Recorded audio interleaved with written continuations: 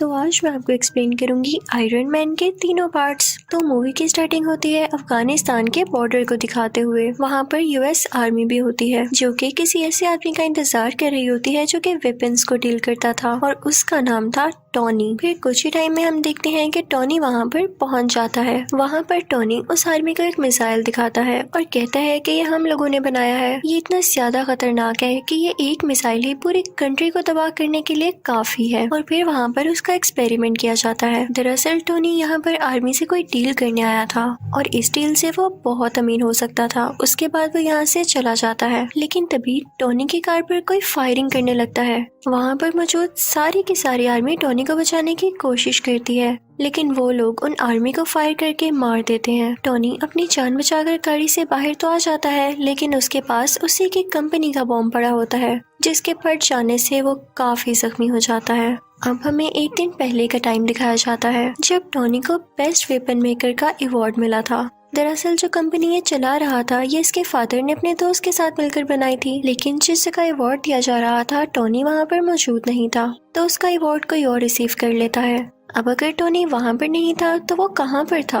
वो था एक कैसीनो में। वहाँ पर वो आदमी आता है जिसने टोनी का अवार्ड लिया था। वो उसे उसका अवार्ड देता है तो वो कहता है कि यार मैं इसे कहाँ रखूंगा, मेरे घर में तो जगह ही नहीं है। वो अवार्ड वो लोगों को देकर वहाँ से चला जाता है। तभी वहाँ पर एक रिपोर्टर आती है और टोनी से कहती है कि क्या आप सेटिस्फाई हैं, क्या आप नए नए वेपन्स बना रहे हैं और वो इतने खतरनाक हैं कि किसी की भी जान ले सकते हैं, बल्कि पूरी कंट्री ही डिस्ट्रॉय कर सकते हैं। तो टोनी कहता है कि हाँ मैं सेटिस्फाई हूँ, क्योंकि अगर हम वेपन्स ना बनाएं तो लोग हमें ही मार डालेंगे। उसके बाद ये दोनों कुछ टाइम साथ स्पेंड करते हैं और फिर टोनी को बताया जाता है कि उसकी अफगानिस्तान के लिए फ्लाइट है और टोनी अपने प्राइवेट जेट से होता हुआ अफगानिस्तान आ जाता है। अब सीन शिफ्ट होता है प्रेजेंट टाइम की तरफ, जब टोनी बेहोश है और एक बैटरी से कनेक्टेड है।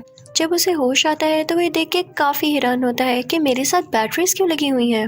वो होश में आकर अपने साथ खड़े आदमी से पूछता है कि मेरे साथ ये क्या हो रहा है। तो वो आदमी उसे बताता है कि जब तुम्हारे साथ वो बॉम्ब एक्सप्लोड हुआ तो उसके कई पीसेस तुम्हारी बॉडी के अंदर चले गए। वो इतने छोटे पीसेस थे कि हम उनको बाहर नहीं निकाल सकते थे। अब इसका एक ही हल था कि हम उन पीसेस को तुम्हारे दिल के पास जाने से रोक सकें। तो इस वजह से हम ये इलेक्ट्रोमैग्नेटिक वेव्स यूज कर रहे हैं। तो तुम्हें घबराने की कोई जरूरत नहीं है। हमें पता चलता है कि टोनी को टेररिस्ट ने किडनैप कर रखा है और तभी वहाँ पर उन टेररिस्ट का लीडर आता है। वो टोनी से कहता है कि जानते हो मैंने तुम्हें किडनैप करके यहाँ पर क्यों बुलाया? मुझे तुम्हारा बनाया गया मिसाइल काफी पसंद आया और जैसा कि तुम जानते हो कि यूएस आर्मी ने हमारे बॉर्डर पर कब्जा कर रखा है, तो मैं चाहता हूँ कि सेम मिसाइल तुम हमारे लिए भी बनाओ और बस जैसे ही तुम मुझे मिसाइल दे दोगे तो मैं उन पर अटैक करके तुम्हें छोड़ दूंगा। तो टोनी कहता है कि हरगिज नहीं, ये तुम्हारी भूल है। तो टोनी के साथ खड़ा हुआ आदमी उसे कहता है कि नहीं ऐसा नहीं करो, तुम्हारे पास इसके अलावा और कोई सोल्यूशन नहीं है, क्योंकि ये एक ऐसा इलाका है जहाँ तुम्हारे साथी इवन आर्मी भी नहीं तुम्हें ढूंढ सकती। अब ये आदमी था कौन?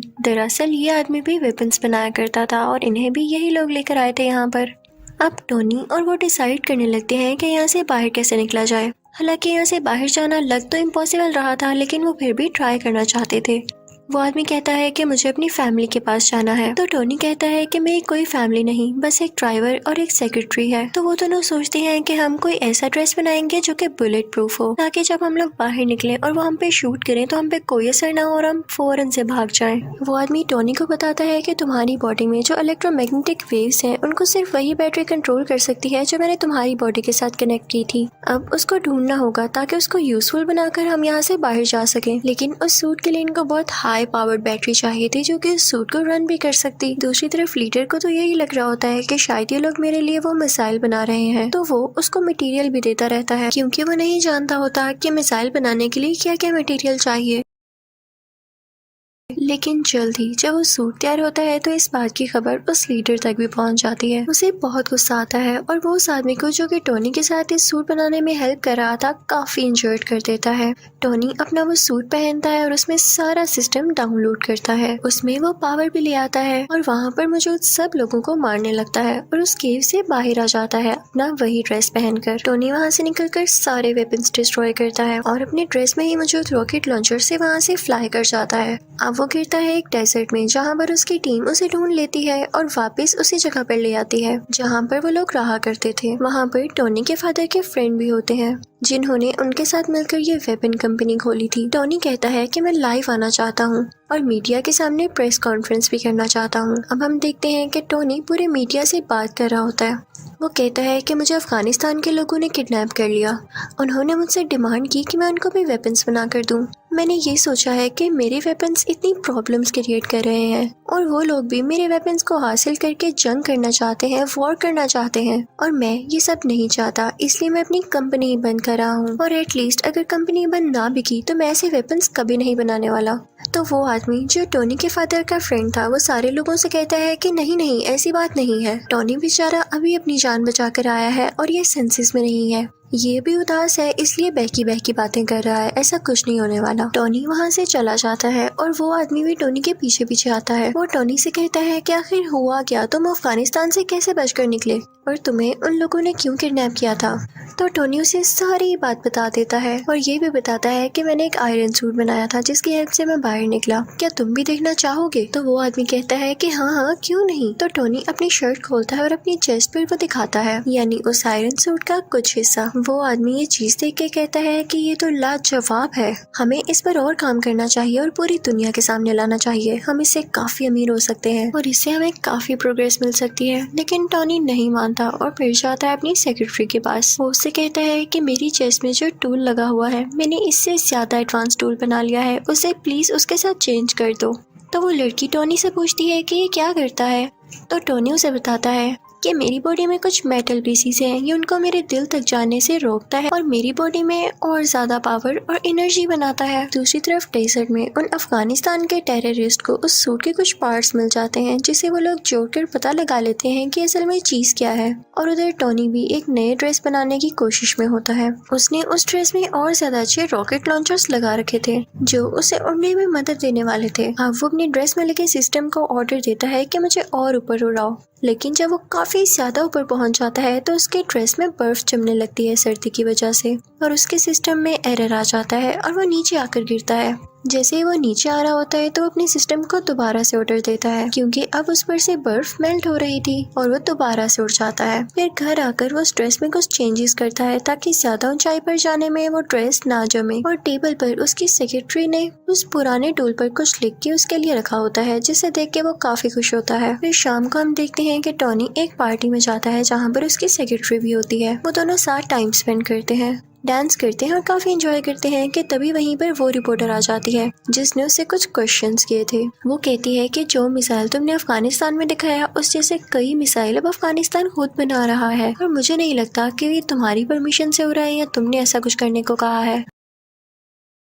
टोनी एकदम बहुत गुस्से में आ जाता है और उसे लगता है कि हो ना हो ये काम उसी आदमी का है जो कि उसके फादर का दोस्त था, यानी उस कंपनी का शेयर पार्टनर। टोनी सीधा उस आदमी के पास जाता है और उससे पूछता है क्या वाकई में तुमने वो मिसाइल वहाँ पर भेजा है। तो वो कहता है कि हाँ मुझे ऐसा करना पड़ा। तो टोनी कहता है क्या तुम्हें पता भी है वहाँ पर जो टेररिस्ट हैं वो लोगों को कितना मार रहे हैं और तुमने उन्हीं टेररिस्ट की मदद कर दी, हमारी कंपनी ऐसे काम नहीं करती। लेकिन वो उसकी एक नहीं सुनता। फिर टोनी घर आ जाता है और खुद ही कुछ करने का ट्राई करता है। टोनी अपने ड्रेस को बहुत एडवांस बना लेता है। उसमें उसने हर तरह की टेक्नोलॉजी यूज कर दी थी जो कि फायर भी कर सकती थी और छोटे छोटे रॉकेट्स भी शूट कर सकती थी। टोनी फौरन से वो ड्रेस पहनकर अफगानिस्तान जाता है। वहाँ पर जाकर वो सब आदमियों से लड़ता है, इवन उन टेररिस्ट के लीडर से भी, और फिर अपने ड्रेस से एक छोटा सा रॉकेट वहाँ पर छोड़ता है जिससे वो जगह डिस्ट्रॉय हो जाती है। वहाँ की एयरफोर्स को भी पता चल जाता है कि यहाँ पर कोई एक्सप्लोजन हुआ है, लेकिन वो आयरन मैन को ढूंढ ही नहीं पाते। फिर टोनी अपने उस दोस्त को कॉल करता है जो कि इसे अवार्ड देने कैसीनो आया था। वो अपने दोस्त से कहता है कि मैं ही हूँ जिसने ये सारा ब्लास्ट किया है, तो प्लीज तुम इस मैटर का ख्याल रख लेना। फिर जब उससे पूछा जाता है कि ये अटैक्स किसने किए तो वो कहता है कि हो सकता है कई दुश्मनों ने मिलकर ये अटैक किया हो, यानी वो ये बात टोनी पर नहीं आने देता। अब जब टोनी के फादर का दोस्त ये बात सुनता है तो उसे बड़ी हैरानी होती है कि ऐसे कोई अटैक करके गायब हो सकता है। वो फौरन से अफगानिस्तान जाता है और वहाँ के टेररिस्ट से बात करता है। तो वो टेररिस्ट कहते हैं कि हम जान चुके हैं कि ये काम किसका है, लेकिन हम तब तक खामोश हैं जब तक हम पूरी बात का न पता लगा लें। ये आयरन मैन ही है क्योंकि हमें डेजर्ट से उसके ड्रेस के कुछ पार्ट्स मिले हैं। वो टेररिस्ट उस आदमी से कहते हैं कि अगर तुम हम लोगों को पैसे दे दो तो मैं सूट का डिजाइन तुम्हें बता सकता हूँ। लेकिन टॉनी के फादर का दोस्त ऐसा नहीं करता, बल्कि उन लोगों को डरा धमकाकर वो ड्रेस अपने साथ ले आता है। टॉनी को पता चल जाता है कि उसका पुराना ड्रेस किसी ने चुरा लिया है। वो फौरन से अपनी सेक्रेटरी के पास जाता है और उसे कहता है कि कैसे भी करके मुझे उसको रोकना होगा कि कहीं ये सारी इन्फॉर्मेशन लीक ना हो जाए और वो मेरा नाम, मेरी आइडेंटिटी यूज करके हर जगह तबाही फैलाए। अब टॉनी की सेक्रेटरी उस आदमी के ऑफिस जाती है, यानी वही आदमी जो टॉनी के फादर का दोस्त है। वो सारी इन्फॉर्मेशन उसके कंप्यूटर से कॉपी करने लगती है और साथ ही साथ उसे ये भी पता चलता है कि यही वो आदमी था जिसने टॉनी को किडनैप करवाया था उन टेररिस्ट से, क्योंकि ये नहीं चाहता था कि टॉनी का इस कंपनी में जरा सा भी शेयर हो। ये सुन के वो काफी हैरान होती है और वहाँ से जाने ही वाली होती है कि तभी वहाँ पर वही आदमी आ जाता है जिसके कंप्यूटर से वो डेटा चुरा रही थी, लेकिन उसे बातों में लगा के वहाँ से चली जाती है। अब वो आदमी भी इतना कोई इनोसेंट नहीं था, उसे पता चल जाता है कि ये लड़की मेरे कंप्यूटर से सारा डेटा चुरा गई है। जब वो लड़की सारी इन्फॉर्मेशन लेके वहाँ से निकल रही होती है तो एक आदमी आता है और कहता है कि आप टॉनी को जानती है ना, कि आप टॉनी से मेरा इंटरव्यू करा देंगी, मुझे उससे कुछ सवालात पूछने हैं, कुछ क्वेश्चनिंग करनी है। और दूसरी तरफ टॉनी के फादर के फ्रेंड को भी अजीब अजीब फील हो रहा होता है, क्योंकि वो जानता था कि टॉनी अब कितना पावरफुल है और उसे पता चल चुका है कि इस सारी गेम के पीछे मेरा ही हाथ है। उस आदमी ने कुछ साइंटिस्ट को ऑर्डर दिया होता है वही टूल बनाने के लिए जो कि टॉनी की चेस्ट में था, लेकिन हैरानी वाली बात यह है कि जो टूल ये बनवा रहा था उसका साइज काफी बड़ा था, लेकिन उसको कंप्लीट होने में भी टाइम था। तो ये जाता है टॉनी के घर काफी गुस्से में। वो टॉनी की बॉडी को डीएक्टिवेट करके उसकी चेस्ट में से वो टूल, यानी जो उसका हार्ट था, वो ले जाता है, जिसकी वजह से टॉनी बहुत डाउन फील करने लगता है और उसके बगैर वो ज्यादा देर जिंदा रहने वाला नहीं था। कि तभी टॉनी को याद आता है कि उसकी सेक्रेटरी ने उसे एक पुराना टूल भी दिया था। वो फौरन से उसको लगा लेता है और अपना ड्रेस दोबारा से अपनी बॉडी पर ले आता है। अब टॉनी के फादर का फ्रेंड तो टॉनी का वो टूल लेके जा चुका था। उसने अपने पास काफी बड़ा आयरन जायंट बना रखा था जिसका वो नाम रखता है आयरन मॉन्गर। वो आदमी वो टूल जो टॉनी की चेस्ट से निकाला गया था उसके अंदर डाल देता है, जिससे वो एक्टिवेट होने लगता है। उसमें कई पावर्स आ जाती हैं, लेकिन इतनी ही देर में असली आयरन मैन भी वहाँ पर पहुंच चुका था और अब इन दोनों में काफी ज्यादा फाइट होती है। अब वो दोनों लड़ते लड़ते रोड पर आ जाते हैं। तभी आयरन मैन को याद आता है कि अभी तक ये सूट पूरी तरह ठीक नहीं हुआ, यानी अभी भी ये कई ज्यादा हाइट पर जाकर फ्रीज हो जाएगा। वो फौरन से ऊपर उड़ने लगता है ताकि आयरन मॉन्गर भी उसका पीछा करे, और जब वो लोग बहुत ऊपर पहुंच जाते हैं तो आयरन मॉन्गर का ड्रेस जमने लग जाता है, फ्रीज होने लग जाता है और वो अजीब सा हो थोड़ा डल होके नीचे गिरने लगता है। लेकिन तभी नीचे आते ही वो दोबारा से एक्टिवेट हो जाता है और वो आयरन मैन पर अटैक करने लगता है। अब ये दोनों पता है कहाँ आकर गिरते हैं? उसी लैब पर जहाँ पर ये बहुत बड़ा टूल बनाया जा रहा था। इस टूल को उसी आदमी के साइंटिस्ट बना रहे थे जो टॉनी के फादर का फ्रेंड था।